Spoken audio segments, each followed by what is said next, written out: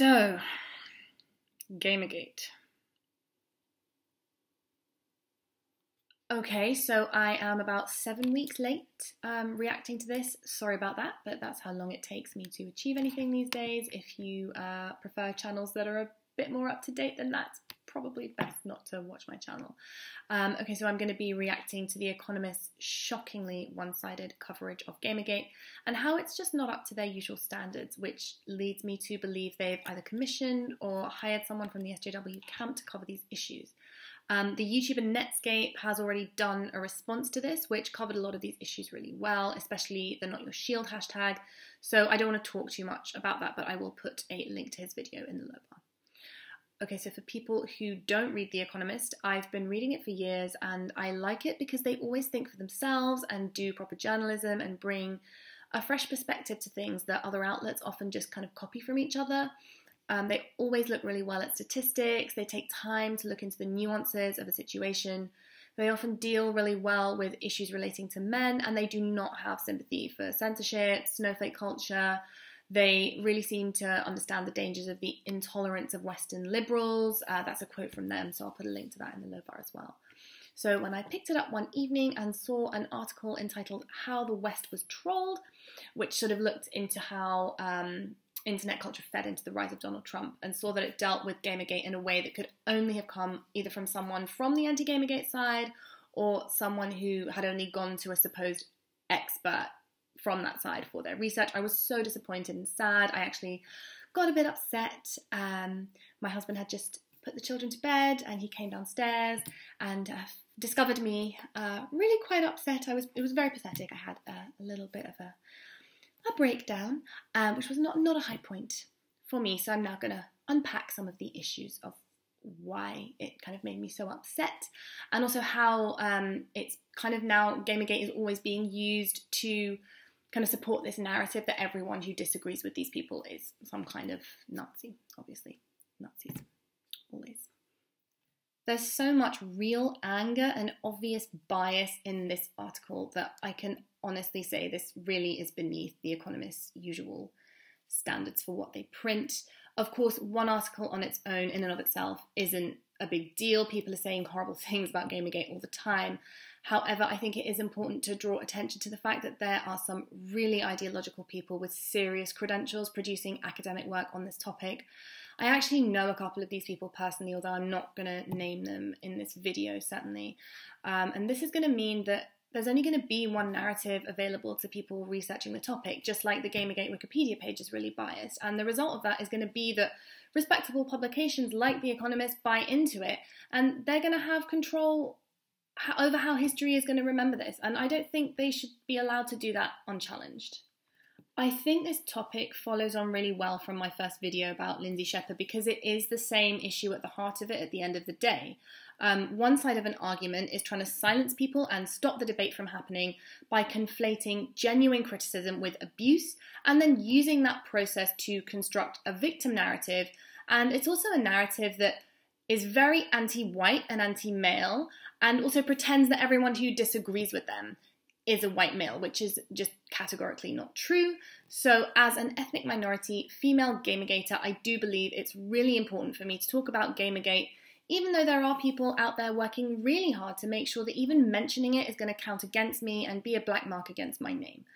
And because now a publication that I trust, The Economist, has become a part of that effort, I'm going to give them the benefit of the doubt and believe that they've done that unwittingly. I also want to say that in a video of this length, I will not be able to go into the kind of ins and outs of the situation as much as I would have liked. But a lot of these things about kind of how GamerGate transpired are very well documented, actually, if people would only take the time to look at both sides of them and not just how the narrative was spun by the mainstream outlets who had only listened to one side of the debate. So, what qualifies me to talk about GamerGate? I have a Vivian James outfit. Seriously, I used to work in an office full of game devs. It was the best job I've ever had.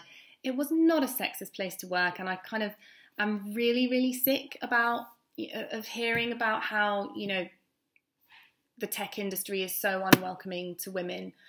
So that's one reason. And I was also following the Honey Badgers at the time, who are a group of female non-feminist men's rights activists, and they are also very plugged into nerd culture. One of them writes a comic.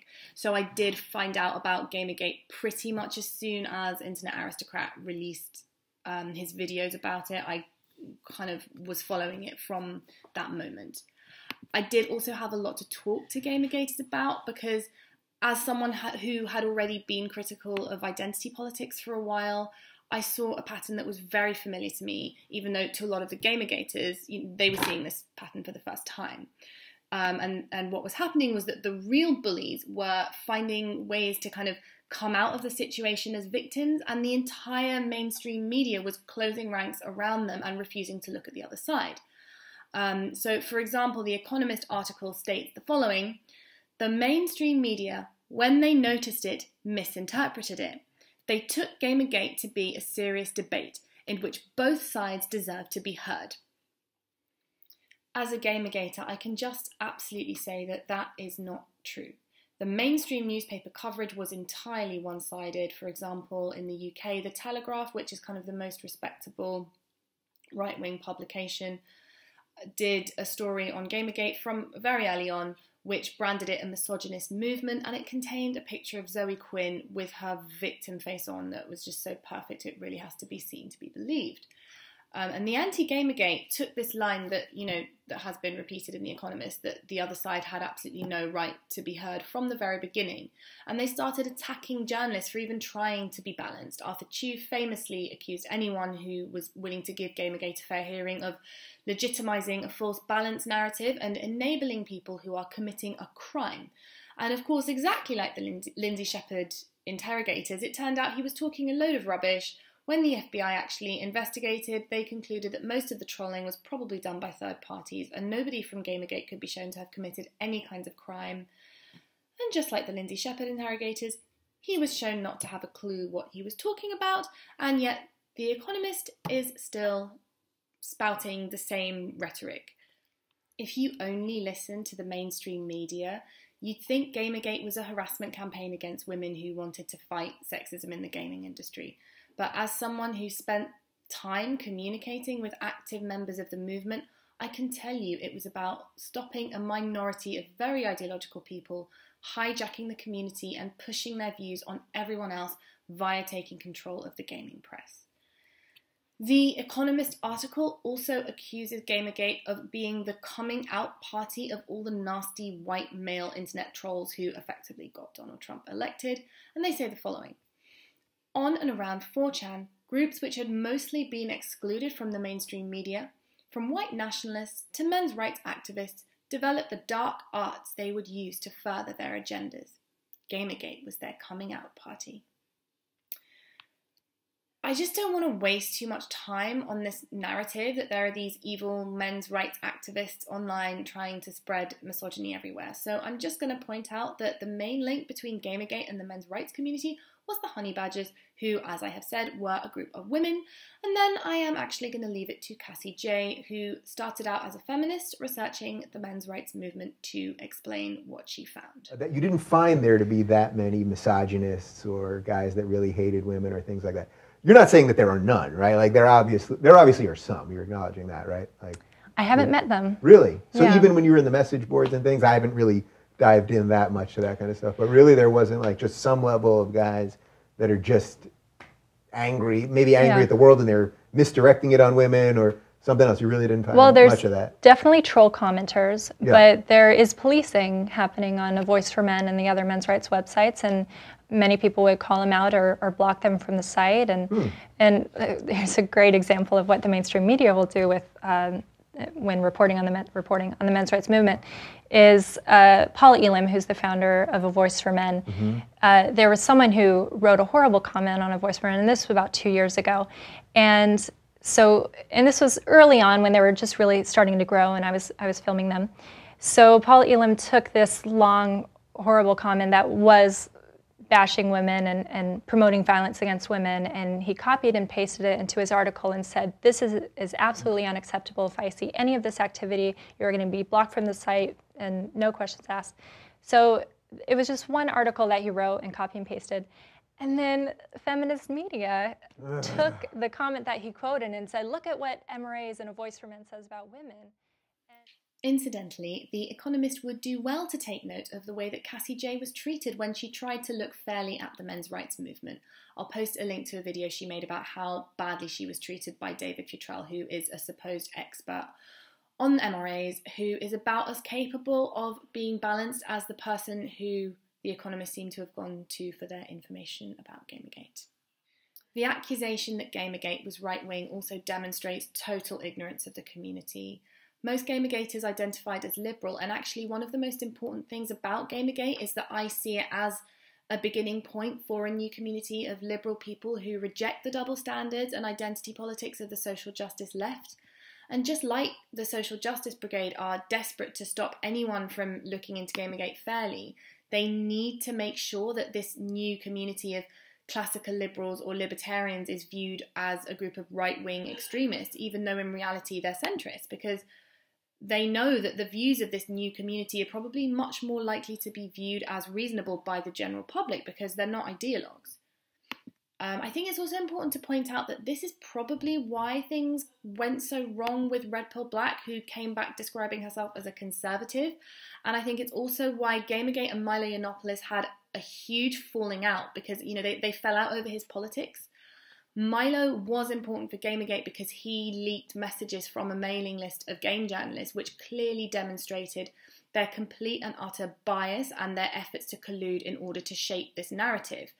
And if media outlets other than Breitbart had been willing to look at this issue with honesty, it wouldn't have created a situation where many young liberals did find themselves drawn to an outlet they wouldn't ordinarily be interested in.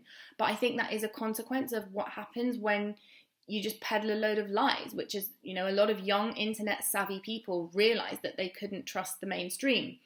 And that is why I do agree with the point that many articles have been making lately, which is that Gamergate was an enormous turning point. But it wasn't the turning point that this article suggests, and the steady stream of these articles that has been coming out since Donald Trump was elected. The first one of these articles that I was aware of was called 4chan, The Skeleton Key to the Rise of Trump, which I'll add a link to, which is by somebody who does actually have a book coming out on the topic. And what you can see is that there is a very concerted effort to hammer into the public consciousness that Gamergate was this moment where all the white male angry basement dwellers suddenly started wreaking their hate on everyone. And the other side needs this narrative because the reality was it wasn't about nasties coming out of the woodwork.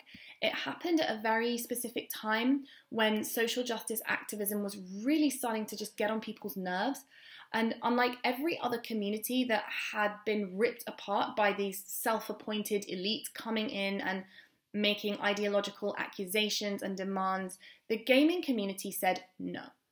The bias and ideology pushing were just so bad in the gaming press, and when it was proven that they were colluding against the community that they were supposed to serve, that community, in my opinion, and as I saw it, stood up to a big, scary and powerful force with everything they had, and they really changed something.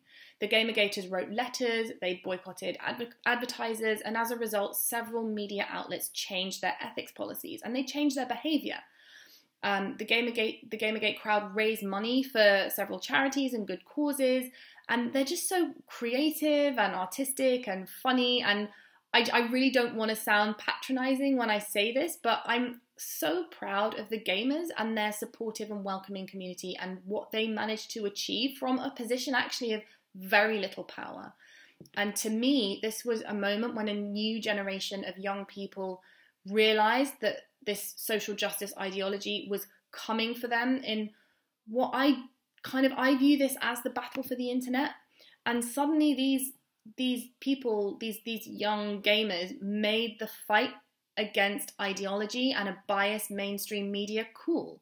And that's why the other side is fighting them with every dirty trick and all the lies and bile they can muster. And I'll put a link in the low bar to a much more recent article where a woman who dared to point out that a lot of women in tech initiatives are actually more about identity politics than actually getting women into tech, got banned and demonized and treated really badly. So, this isn't behavior that's just limited to GamerGate. It's the way they make sure anyone who questions their ideas or behavior gets chucked out of the conversation. In many ways, the GamerGaters won the fight, but I think it's also true that the other side also won in a way. Instead of addressing any of the allegations and evidence that were presented, within 14 days, supposedly competing websites all released articles accusing the gaming community of sexism and misogyny and declaring gamers to be dead. The entire narrative centered around nasty messages received by women who believe sexism is a problem in the gaming community. And the anti-GamerGate side, in my opinion, was just fighting a totally different battle to the battle that the GamerGate side was fighting. They were fighting the battle for mainstream opinion, and they did it very well. And in my opinion, that was their battle, and they won that battle. The more the important thing about GamerGate emerged to be this appalling bias in the gaming press, the more the mainstream media seemed to focus on this harassment of women narrative in order to kind of just take the focus away from the reality of what was going on. Anyone doing a Twitter search of the Gamergate hashtag could see that the vast majority of conversation that was happening within that was nothing to do with harassment, and that is something that actually at the time, even some of the most biased media coverage did admit. So of course, you could say to me, how do you know that? How do you know that the Gamergaters weren't such horrible misogynist haters? Well, when I tweeted about it, I actually tweeted about it from my personal Twitter account. I received thanks, I received support, I received people actually messaging me concerned about my safety, that the other side would potentially harass me or dox me or whatever. I was invited to GamerGate meetups, all that sort of thing. And also think about Christina Hoff Sommers. She is someone that took the time to actually speak to the gamers and get their side of the story. What did they do? They made her their spokesperson and they called her their based mom. So they actually felt so grateful to her. And Christina Hoff Sommers is a Jewish Democrat voting, obviously she's a woman. So again, that just completely illustrates how the narrative about GamerGaters is just a complete and utter falsehood. Again, I was invited to these meetups where I actually got to meet these people in person, and they were just always a diverse mix of women, men, people from every ethnic background. Obviously, I didn't walk up to every single person and ask them their sexuality, but I mean, not everyone that I met at the meetups seemed to be, kind of 100% binary. I don't know what the actual statistics on that would be, but there were certainly a lot of the well-known YouTubers, some of them were disabled, all that sort of thing. So I just don't think the accusation that GamerGate didn't like women or any other minority can be regarded as a valid one. And of course, the mainstream media was and still is really, really desperate to just portray anyone who rejects identity politics as a straight white man. And it's because of that the Not Your Shield hashtag was born. And many women and people of many ethnicities stood up and said, we exist, stop silencing us, stop trying to pretend we don't exist, stop trying to make us disappear because it doesn't suit your narrative. And I think, the truth of this situation is that the people really silencing women and minorities are the ones who write articles like this Economist article, which pretend that everyone who doesn't toe the party line is some kind of male white supremacist. And, the person who wrote this article or the person they got their information from doesn't care about women or minorities. Otherwise, they wouldn't be able to silence us in that way. The person that wrote this article obviously comes from a side of the argument that cares only about their political opinions and their own beliefs about how the world works. And this happens again and again. Those opposed to GamerGate demonstrate that their ideologies are way more important to them than supporting women in gaming or tech, and whether that is standing in the way of projects to fund female game developers because it's not happening on their own terms, or accusing a group of women of harassment when they were perfectly polite because they have different opinions to them. They demonstrate that it's about a lot more than promoting women.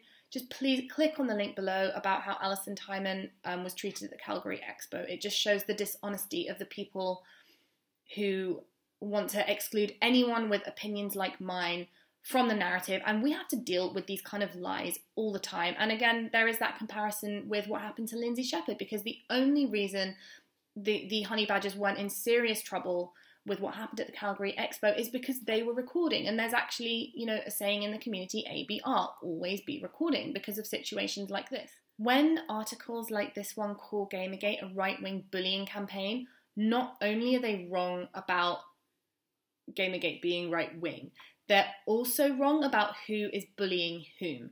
All these awful behaviours that they accuse the GamerGaters of, they're actually doing themselves. Just as one example of this, you need to, if you don't know it already, do look up the story of the doxing of Mumbot. I will put a link in the low bar. Basically, anti-GamerGate were tricked into committing the cardinal sin of doxing someone, and it really does demonstrate their complete and utter hypocrisy. On the subject of these threats, even if we were to assume that every single nasty message was being sent by people within GamerGate, I still don't think that's an argument for refusing to give any kind of airtime to any of the genuine grievances from the community. And I just want to make the comparison between hard leftist groups and how, you know, they make a lot of threats, they intimidate people, and they actually commit a lot of real life violence, and that doesn't seem to invalidate anything that they say. So most of the viewers of my last video were based in the US and Canada, and just to explain that there's been a kind of takeover of the Labour Party, which is the UK's main leftist party, by an extreme hard left faction. And not only do these, you know, really hard leftists go after MPs on the right, they're also known to intimidate and abuse moderate leftist candidates, including many women, to try and deter them from standing. So a female candidate who challenged Jeremy Corbyn's leadership of the party actually had a brick thrown through the window of her office. GamerGate did not do anything remotely like that, and yet they're the ones being demonised, they're the ones being branded as hateful criminals, and they're the ones having their voices and arguments thrown out of the conversation. Yes, really bad threats of violence and sexual violence were received by prominent women on the anti-GamerGate side, but there's no proof that these messages were sent by GamerGate, and as I said before, the police and the FBI investigated and no evidence was found. Nobody really knows where these abusive and anonymous threats against some women were coming from. They've never been traced back to any individuals within GamerGate, nor have they translated into any real-life attacks. They were also aimed at people on both sides of the argument. I myself have once received these messages, and that doesn't give me a license to decide that they were sent by people that I disagreed with online when I have no evidence of that. Milo Yiannopoulos had a hypodermic syringe and a dead animal sent to his home.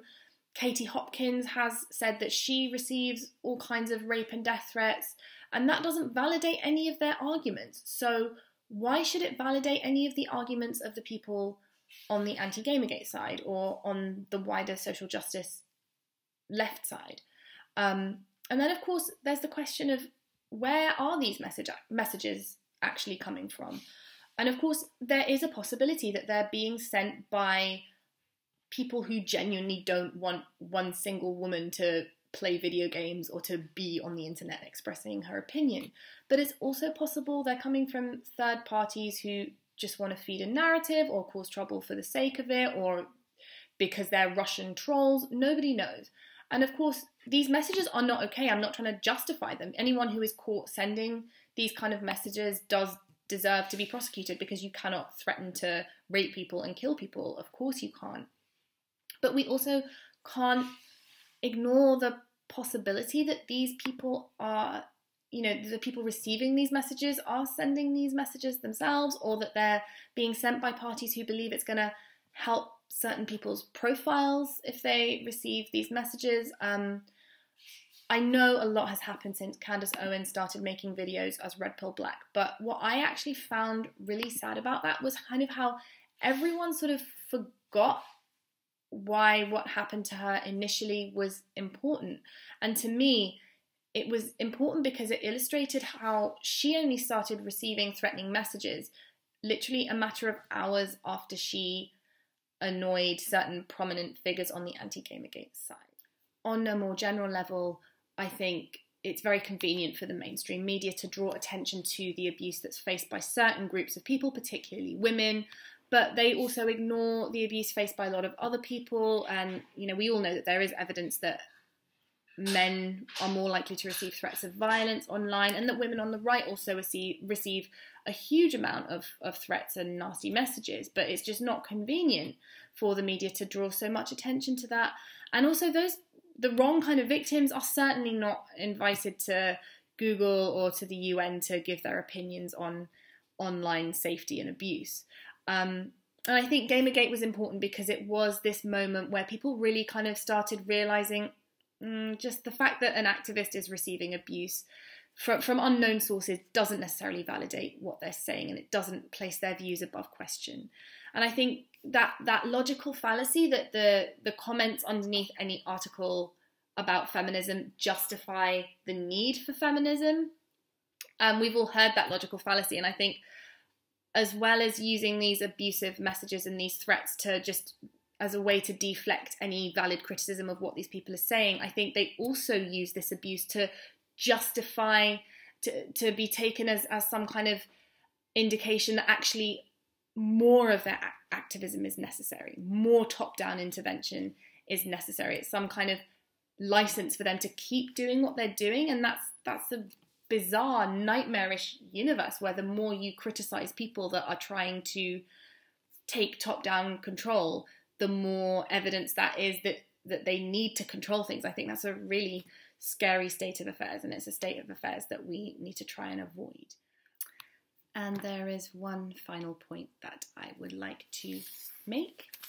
On the last page of the article is a little graphic hidden in the bottom corner on the topic of how frequently fake news was viewed as opposed to real news. And let's just have a look at the source of this graphic. So let's find out who the Economist trusted to identify fake as opposed to real news. Let's have a look. Oh, look. BuzzFeed. So I did try and use a microphone for this video, which you can see here. It's quite an interesting shape. I think it may have failed to actually record any sound, so I'm really sorry. A lot of the comments that I had on my last video were requesting better sound quality, so I do apologize for being a bit quiet again. I will try and fix that by the next video. Just one more thing I want to add. Please, please, please do not attempt to make any contact with anyone involved in the anti-GamerGate side. Please don't make any comments about them. It's not worth it. I just don't want to encourage anyone to do that. It's just a completely pointless exercise. And also, I just want to say this video was scripted. My last one was a little bit more ad-lib, and it ended up quite long. And some of the feedback that I had was that it was a bit rambling. So please let me know what you think and which style of video you preferred. I want to thank everybody who watched my first video. I was not expecting to get that amount of views or that amount of subscribers. Thank you to everyone who subscribed and who commented. I just didn't have time to interact with every single one of you, but thank you. I was expecting to get maybe 250 views and 20 subs or something like that. So I'm really, really amazed to have had the support that I've had, and hopefully I will make another video after Christmas. Happy Christmas and New Year, everyone. Bye-bye.